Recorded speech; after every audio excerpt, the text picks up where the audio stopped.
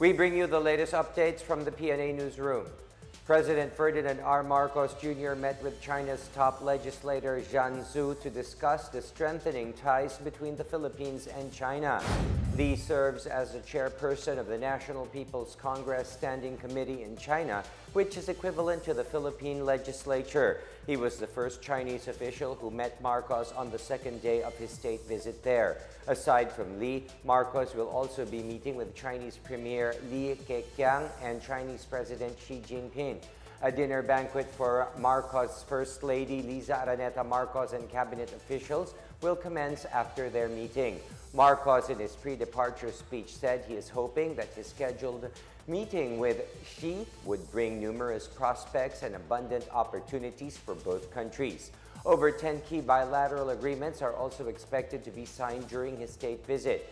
Marcos' delegation consists of more or less 200 people, including 60 to 80 representatives from the business sector. Meanwhile, the Philippine Embassy in China assures it is on top of the situation amid the reported surge in COVID-19 infections. Philippine Ambassador to China Jaime Flor Cruz said the embassy is ready to provide assistance to an estimated 14,000 Filipinos who may contract the disease. Last week, a high-level meeting between World Health Organization and Chinese officials was held to learn more about the COVID-19 situation in the country. Due to the rising number of cases, President Ferdinand R. Marcos Jr. is prevented from holding a meeting with the Filipino community for everyone's safety. Marcos and the Philippine delegation traveled to China in a bubble arrangement to minimize the risk of exposure to COVID-19. In other news, PhilHealth is set to adjust some of the benefits it will provide to members as the scheduled increase in contributions has been suspended. Among the benefits that will be adjusted include aid for mental health, therapeutic care for malnutrition, and health care consultations. Ray Balleña, senior manager of PhilHealth's corporate communications team, maintained that implementation of new benefits this year will still push through. Balleña said that PhilHealth's Consulta benefit package, where members are assigned to an accredited Consulta provider to manage their health needs, will likewise need to be recalibrated.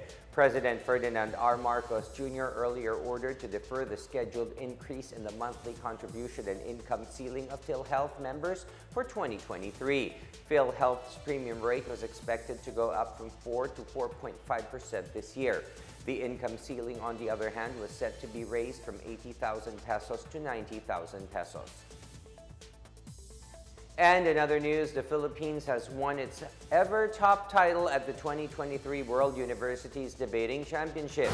The Ateneo de Manila University bested others from Bulgaria's Sofia University, Israel's Tel Aviv University, and Princeton University in the United States during the grand finals. The Ateneo team, represented by students David Africa and Toby Leung, also beat other international institutions during the 9 elimination rounds as well as in other break rounds. In a Facebook post, Loyola School's Vice President Maria Luz Vilches congratulated the Ateneo Debate Society, particularly Africa and Leung, for winning the WDC 2023. This year's WDC was conducted from December 27, 2022 to the 4th of January 2023 in Madrid, Spain. And that is the latest and the biggest stories from the Pna Newsroom. For more news content, visit our webpage or head on to the Philippine News Agency's Facebook and Twitter accounts. We are also shown on the social media pages of the Office of the Press Secretary and on Radio Pilipinas RP1.